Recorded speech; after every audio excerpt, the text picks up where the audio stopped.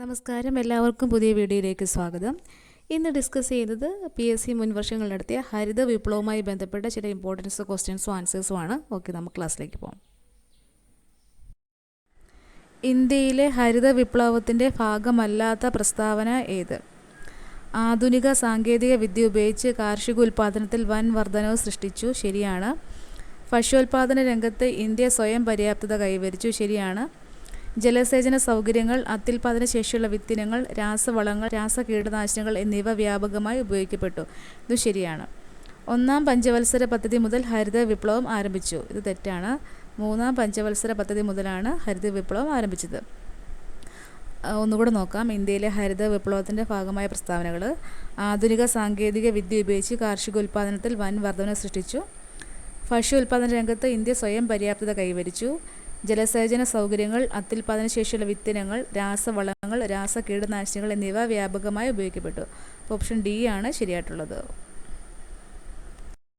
ഹരിത വിപ്ലവത്തിൻ്റെ നേട്ടങ്ങളെപ്പറ്റിയുള്ള പ്രസ്താവനകളിൽ ശരിയല്ലാത്തത് ഏത്? ഇതിൽ ശരിയല്ലാത്തത് ഓപ്ഷൻ സി ആണ്, ഗ്രാമീണ അസമത്വം.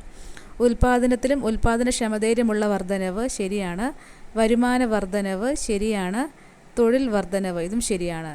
തെറ്റായിട്ടുള്ളത് ഗ്രാമീണ അസമത്വമാണ്. ഇന്ത്യയിൽ ഹരിത വിപ്ലവത്തിൻ്റെ ശില്പി എന്നറിയപ്പെടുന്നത് ആരാണ്? ഓപ്ഷൻ എ ആണ്, ഡോക്ടർ MS സ്വാമിനാഥൻ. ഇന്ത്യയിൽ ഹരിത വിപ്ലവം ആരംഭിച്ചത് ഏത് പഞ്ചവത്സര പദ്ധതി കാലയളവിലാണ്? ഓപ്ഷൻ സി ആണ്, മൂന്നാം പഞ്ചവത്സര പദ്ധതി കാലത്താണ്. ഹരിത വിപ്ലവവുമായി ബന്ധപ്പെട്ട് ചുവടെ ചേർത്തിരിക്കുന്ന പ്രസ്താവനയിൽ ശരിയായത് ഏത്? ഡോക്ടർ MS സ്വാമിനാഥൻ ഇന്ത്യൻ ഹരിത വിപ്ലവത്തിൻ്റെ പിതാവ് എന്നറിയപ്പെടുന്നു. ഇന്ത്യയിൽ ഹരിത വിപ്ലവം ഗോതമ്പ് വിപ്ലവം എന്നറിയപ്പെടുന്നു. ഹരിത വിപ്ലവം ധനിക കർഷകരും ദരിദ്ര കർഷകരും തമ്മിലുള്ള വിടവ് വർദ്ധിപ്പിച്ചു. ഭക്ഷ്യധാന്യങ്ങളുടെ കാര്യത്തിൽ ഇന്ത്യ സ്വയം പര്യാപ്തത നേടി. ഇവയെല്ലാം ശരിയാണ്. ഓപ്ഷൻ ഡി ആണ് ശരിയായിട്ടുള്ളത്. താഴെ പറയുന്നവയിൽ ഹരിത വിപ്ലവവുമായി ബന്ധപ്പെട്ട പ്രസ്താവനകൾ ഏതെല്ലാം? ഇതിൻ്റെ വക്താവ് MS സ്വാമിനാഥനാണ്. ശരിയാണ്. ആദ്യ കാലഘട്ടങ്ങളിൽ ഇത് ഗോതമ്പ് വിപ്ലവം എന്നറിയപ്പെട്ടിരുന്നു. ശരിയാണ്. രാസവളങ്ങളും രാസകീടനാശിനികളും ഉപയോഗിച്ചുള്ള കൃഷിരീതിയാണ്. ശരിയാണ്.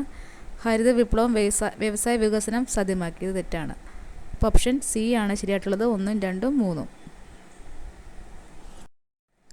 ഹരിത വിപ്ലവവുമായി ബന്ധപ്പെട്ട് ചുവടെ ചേർത്തിരിക്കുന്ന പ്രസ്താവനയിൽ ശരിയായത് ഏത്? ഭക്ഷ്യധാന്യങ്ങളുടെ കാര്യത്തിൽ ഇന്ത്യ സ്വയം പര്യാപ്തത നേടി. ശരിയാണ്. ഡോക്ടർ MS സ്വാമിനാഥൻ ഇന്ത്യൻ ഹരിത വിപ്ലവത്തിൻ്റെ പിതാവ് എന്നറിയപ്പെടുന്നു. ശരിയാണ്. ഭക്ഷ്യധാന്യങ്ങളുടെ ഇറക്കുമതിയിലുള്ള ആശ്രയത്വം കുറഞ്ഞു. ശരിയാണ്.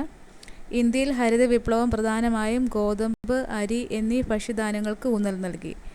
ശരിയാണ്. അപ്പോൾ എല്ലാ ഓപ്ഷനും ശരിയാണ്.